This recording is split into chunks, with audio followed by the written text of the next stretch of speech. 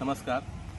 महाराष्ट्र राज्य शासनाच्या विकास विभागामार्फत राबविण्यात येत असलेले मुख्यमंत्री समृद्ध पंचायत राज अभियान हे आता अंतिम टप्प्यात आलेलं आहे आणि त्याचे मूल्यांकन आता गावोगावी सुरू झालेलं आहे.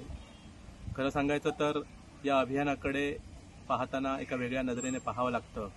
त्याला कारण असं की हे अभियान इतर सगळ्या स्पर्धात्मक अभियानांच्या पेक्षा थोडंसं वेगळं ठरतं.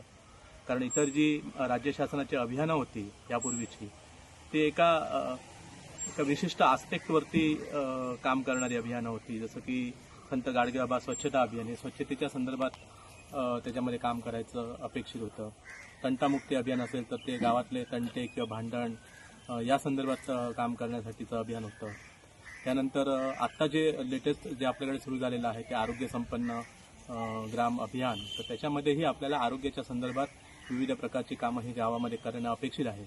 परंतु समृद्ध पंचायत राज अभियानाकडे जर आपण बघितलं तर हे अभियान मात्र इतर सगळ्या अभियानाच्या दृष्टीने वेगळं ठरतं. त्याला कारण असं की ग्रामविकासाच्या संदर्भात ज्या ज्या काही गोष्टी आहेत आणि त्या गोष्टींचा सर्वांगीण अंगाने विचार या अभियानात केलेला आहे.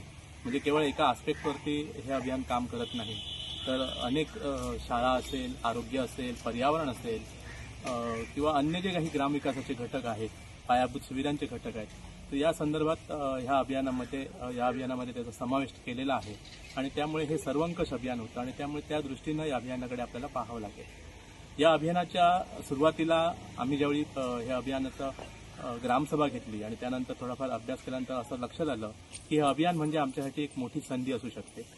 आणि संधी अशासाठी म्हणतोय मी की या अभियानाच्या अनुषंगाने जर आपण गावामध्ये काम केलं तर अनेक ज्या काही पायाभूत आणि गरजेच्या गोष्टी आहेत तर त्यांची पूर्तता आपण या अभियानाच्या निमित्ताने करू शकतो. अशा प्रकारचा एक विश्वास या अभियानाचा अभ्यास केल्यानंतर माझ्या लक्षात आला आणि त्यानंतर माझे ग्रामस्थ, माझे ग्रामपंचायतमधले सगळे सहकारी, आमच्या ग्रामपंचायत अधिकारी नम्रता सावंत मॅडम, माझे सगळे कर्मचारी, या सगळ्यांनी आम्ही असं ठरवलं की या अभियानाच्या दृष्टीने आपल्याला काही काम करता येईल आणि त्यासाठी आम्ही श्रमदानाच्या माध्यमातून सुरुवात केली.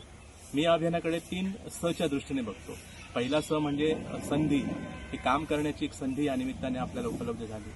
दुसरा मी स जो आहे तो म्हणजे संस्कार, म्हणजे जे काही लोकसहभागाच्या माध्यमातून जी काही आपल्याला कामं करता आलेली आहेत तर ही जी कामं आहेत तर ती कामं श्रमदानाच्या माध्यमातून झालेली आहे आणि श्रमदान किंवा लोकसहभाग एक मोठा घटक या अभियानात होता आणि त्या दृष्टीनं आम्ही याच्यामध्ये काम करू शकलो. तर आजकालच्या पिढीमध्ये जर बघितलं तर श्रमाचा संस्कार हा अत्यंत कमी होत चाललेला आहे. ते